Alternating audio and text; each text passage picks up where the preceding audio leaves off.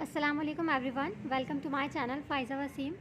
आज की इस वीडियो में हम स्विच स्टेटमेंट सिंटैक्स को डिस्कस करेंगे। C++ प्रोग्रामिंग लैंग्वेज के अंदर अगर आपने अपने प्रोग्राम में स्विच स्टेटमेंट यूज़ करनी है तो उसका मेन बेसिक सिंटैक्स क्या होता है और उसको आप किस तरह से यूज़ कर सकते हैं, आज की इस वीडियो में हम यही डिस्कस करेंगे।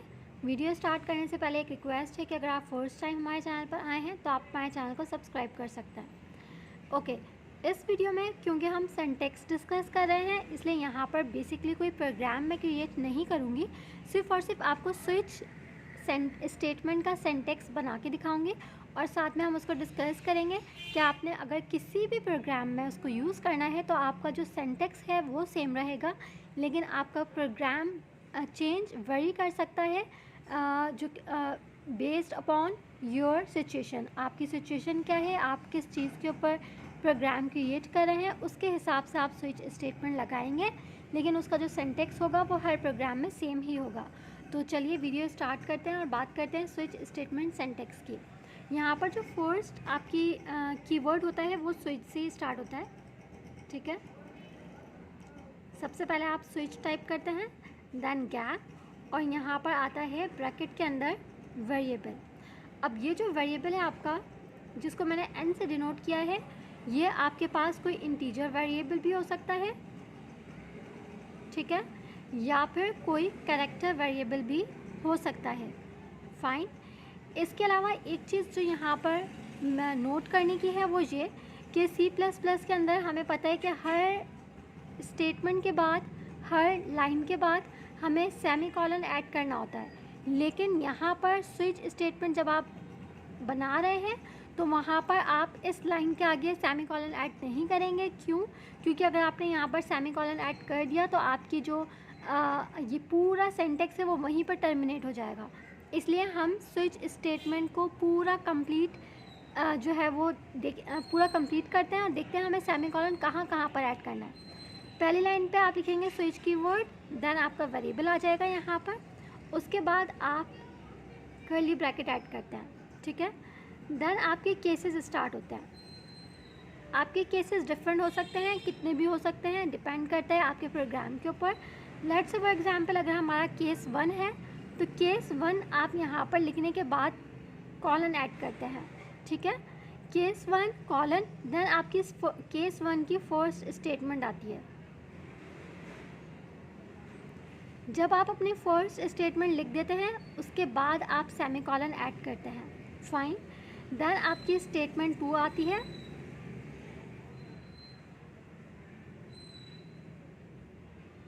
और उसके बाद भी आप सेमीकोलन ऐड करते हैं। फाइन। अब यहाँ पर आपकी स्टेटमेंट्स कितनी भी हो सकती हैं आपकी नीड्स के हिसाब से या फिर आपकी प्रोग्राम की सिचुएशन के हिसाब से। फाइन। उसके बाद यहाँ पर जब आप अपनी स्टेटमेंट सारी लिख देते हैं देन आप यहाँ पर एक ब्रेक स्टेटमेंट ऐड करते हैं। फाइन।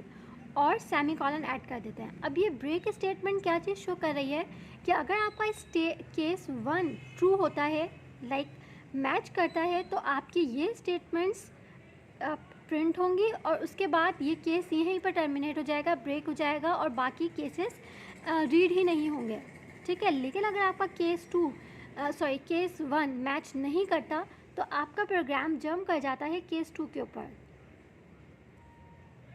केस 2 आप ऐड करते हैं, इसी तरह से यहाँ पर आपने कॉलन ऐड करने होते हैं। आपकी स्टेटमेंट 1 आती है यहाँ पर, देन स्टेटमेंट 2 आती है, स्टेटमेंट 1, स्टेटमेंट 2, स्टेटमेंट 3 जितनी भी है वहाँ पर उसके आगे आप जो है वो सेमीकोलन ऐड करते हैं और फाइनली आपकी ब्रेक स्टेटमेंट आती है। ब्रेक स्टेटमेंट के बाद भी आप सेमीकोलन ऐड करते हैं।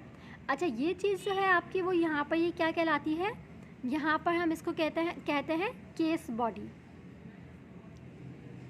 केस बॉडी, ठीक है। ये हमारी फर्स्ट केस की बॉडी है, ये हमारी सेकंड केस की बॉडी है। फाइन।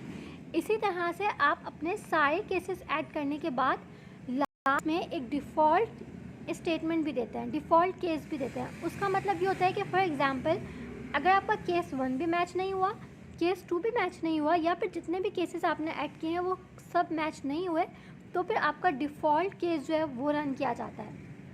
डिफ़ॉल्ट केस को ऐड करने का सिंपल वे ये है कि आप एक डिफ़ॉल्ट का कीवर्ड ऐड करते हैं, ठीक है, कॉलन ऐड करते हैं, देन अपनी स्टेटमेंट 1 जो भी आपने देनी है, स्टेटमेंट 2 जो भी आपने ऐड करनी है, और फाइनली जब आपके सारे केसेस और डिफ़ॉल्ट केस आ जाता है, उसके बाद आपने जो यहाँ पर स्विच केस को ओपन किया था कर्ली ब्रैकेट के साथ, उसको आप यहाँ पर क्लोज़ कर देते हैं कर्ली ब्रैकेट के साथ, ठीक है। एक चीज़ जो यहाँ पर दोबारा ध्यान में रखने की है वो ये कि यहाँ पर भी आपने कोई सेमीकोलन ऐड नहीं करना, ना स्टार्टिंग के स्विच केस में, ना ही एंड में। आई होप स्विच स्टेटमेंट का सिंटैक्स आपको समझ में आ गया होगा। इस वीडियो से रिलेटेड अपना फीडबैक शेयर कीजिएगा। इंशाल्लाह नेक्स्ट वीडियो में हम नेक्स्ट टॉपिक के साथ मिलेंगे। अपना ख्याल रखिएगा, जो दुआओं में याद रखिएगा। अल्लाह हाफ़िज़।